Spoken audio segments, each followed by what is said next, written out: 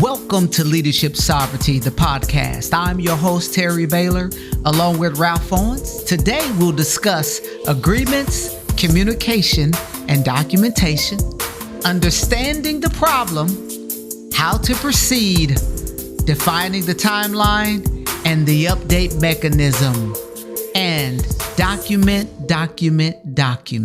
Enjoy the show. Right. So thinking about those strategies for coping and maintaining that professionalism, you have to learn. So a lot of times at home and in relationships, if someone starts to, let's say you get into an argument with someone, right? Disagreement, and someone starts to escalate their tone and their voice. Typically we match that, right? That's our natural reaction, is just match what they're doing. When you get into a professional environment, you cannot do that with your boss. You cannot do that with your leader. If your leader is getting upset, things of that nature, you have to be able to remain calm, right? You have to make sure that you ask very good clarifying questions, right? These are the things that came to mind when I thought about this topic, where before you walk away from a conversation, you want to walk away with this information. What is the problem? Let's make sure we're both agreeing on what the problem is. I don't have one idea what the problem is, and then they don't have another idea what the problem is. How do they recommend that I address it? Do you want me to have full autonomy, or do you want to have some direction in this? Whatever the case may be, you always give them that opportunity.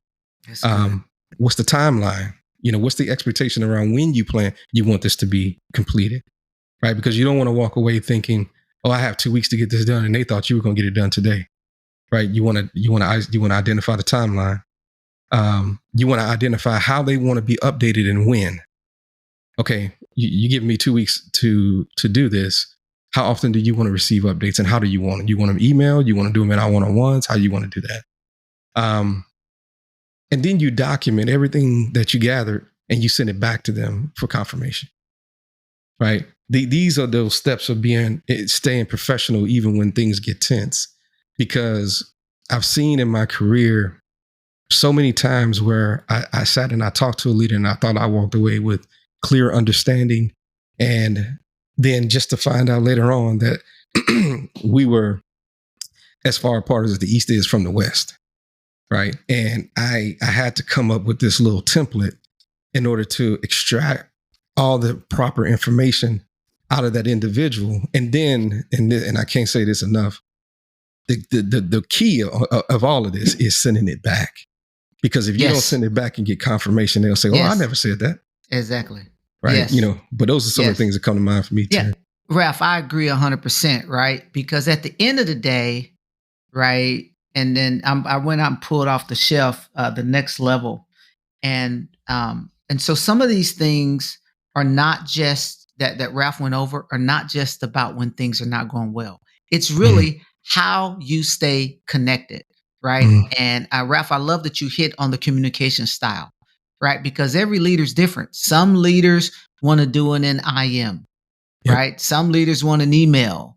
Some, and even right. How soon? I've heard, I've heard all different kind of things, right? If I've heard people, if they IM you, some people want an IM right back immediately, right? Granted, but you can negotiate what that feels like, right? And how that cadence should go.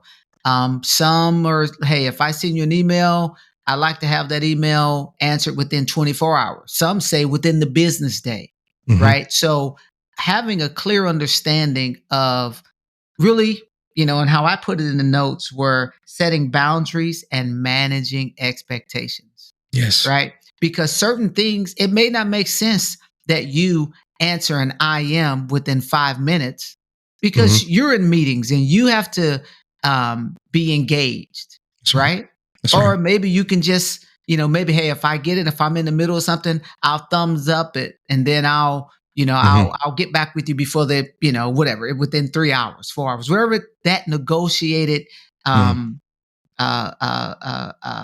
is, right? So I love the fact that you are highlighting agreements, communication, and documentation.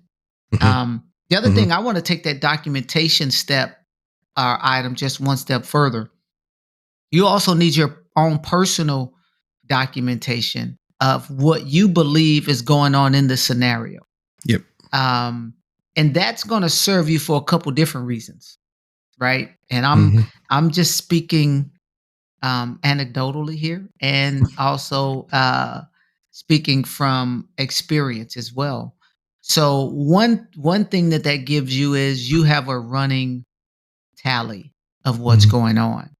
And I would say when you write it, write it as if it's you and your best friend, right? You're just having a dialogue. Hey, this is what I saw, this is what I experienced.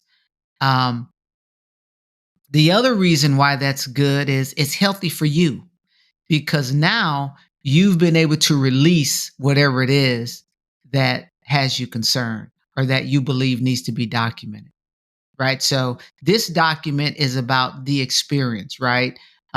You may decide to journal every day in it. You may decide to do it only when significant events occur. You may decide to do it weekly.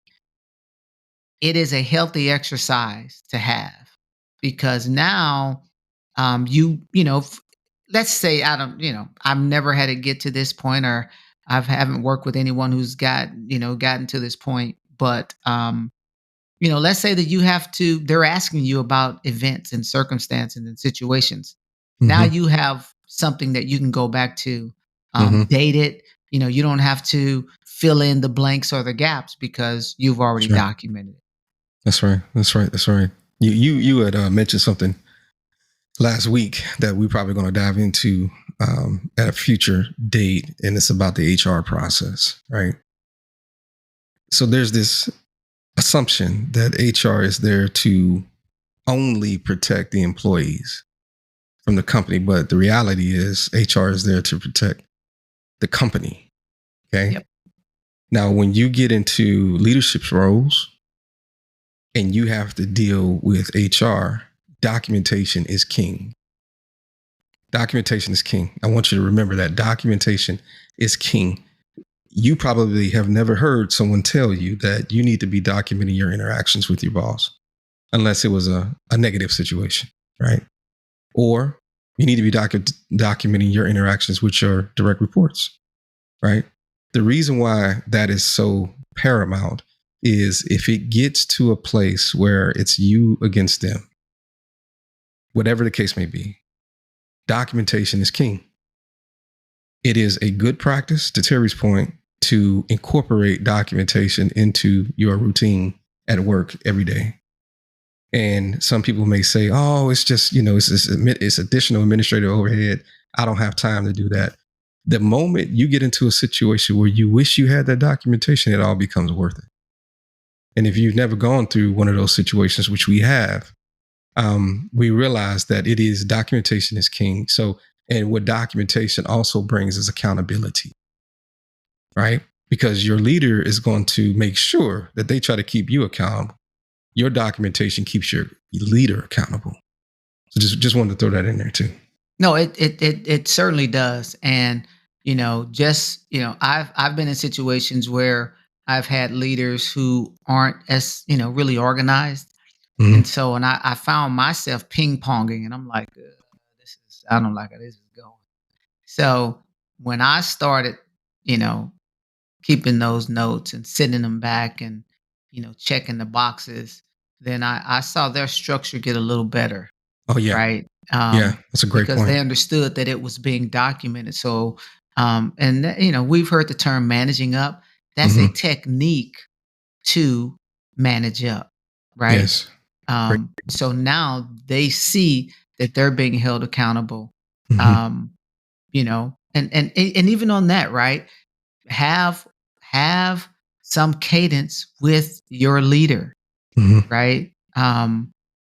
If that leader is not giving you time at least every 2 weeks, I mean, at a minimum. Now Mm-hmm. we've read a book, Ralph, that says that those really aren't effective. That's And right. and I challenged it, but when I start really getting into the weeds of why it wasn't effective Mm-hmm. and their explanation, I basically said, you know what, I see it. Mm-hmm. So, but at minimum, you at least want to be meeting with your leader every 2 weeks, because without some face-to-face time, Hmm. and even in this, post-pandemic, I think we're, I have a really, really, really good friend. Let me share this, because this person shared this with me. Really, really good friend who's in HR, and um, what she shared with me is, look, the pandemic days are over.